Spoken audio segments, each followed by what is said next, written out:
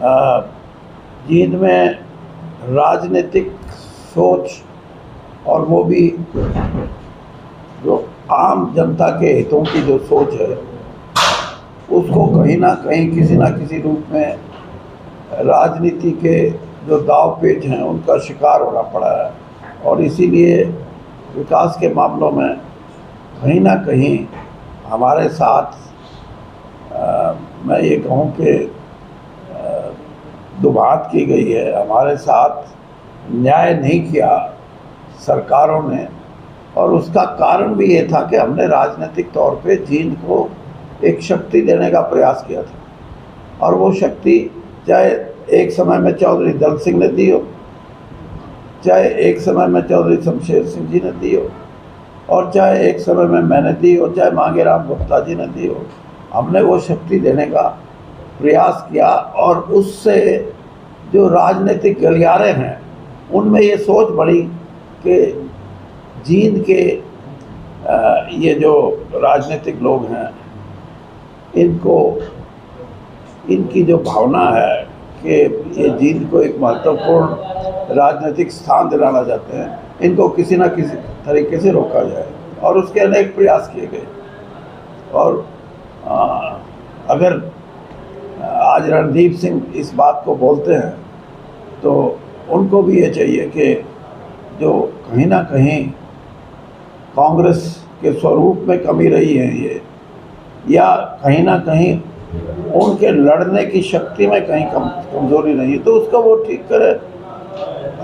वो उसकी वो चाहे आज बेशक कैथल से चुनाव लड़ते हो, लेकिन उनकी ये जन्म स्थान यही है, जीत जिला है, राजनीति यहाँ से शुरू करी है, 4 इलेक्शन यहाँ से लड़ा है, 2 जीते हैं 2 हारे हैं। तो ये जो कारण है इसमें सिर्फ वही लोग नहीं जो हमसे दुबात करते हैं या जो हमसे हमारे को ऊपर आना नहीं देखना चाहिए, ये हमारे अंदर भी कहीं ये कहता हूँ कि ये जो सोच है इसमें कोई बुराई नहीं है। भाई 90 हल्के हैं, उनके नाम क्यों नहीं लेते? इसका मतलब उचाना हल्के के अंदर जो हमारे लोग हैं उनमें ये शक्ति होनी चाहिए कि वो अपनी शक्ति का प्रदर्शन करके उनको बता दें कि हम अपने हितों के लिए हैं, हम किसी को यहाँ मुकुट पहनाने के लिए नहीं।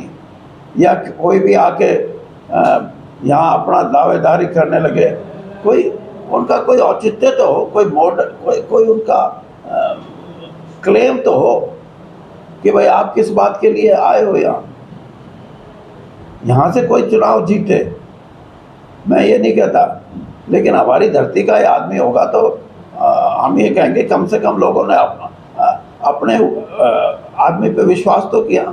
या बाहर के आदमी पे विश्वास करके और फिर मिलता कुछ नहीं, फिर उसको गालियां देते हैं 6 महीने के बाद उसी आदमी को जिसको आप चुनाव जिताते हो। और बाहर से जो लोग आते हैं फिर उनको कहते हैं कि ये तो गलती होगी।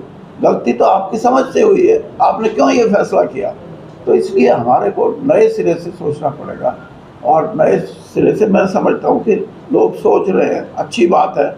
अगर लोग इस बात के लिए तत्पर हो जाए कि हमें अपनी सोच और विचारधारा में एक खास परिवर्तन लेके आना है, और वो परिवर्तन ये कि उचाना के अंदर हरियाणा की राजनीति घूमे, लेकिन उसका लाभ उचाना के लोगों को हो, तो मैं कहूँगा कि सोच में परिवर्तन होगा। सिर्फ बहकावे में आके किसी का समर्थन देना या किसी को नकारना, ये कोई गहन सोच का विषय नहीं है।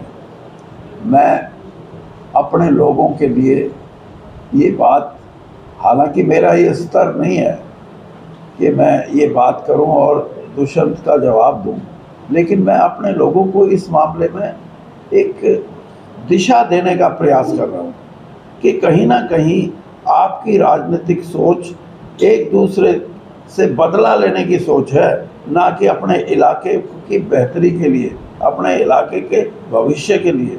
और इसीलिए ये कारण बनता है कि हम अपने स्वार्थों को छोड़ के, मतलब जो हमारे को चाहिए राजनीति में, उसको छोड़ के हम बदले की भावना से जब राजनीति करते हैं, ये सोचने की बातें हैं।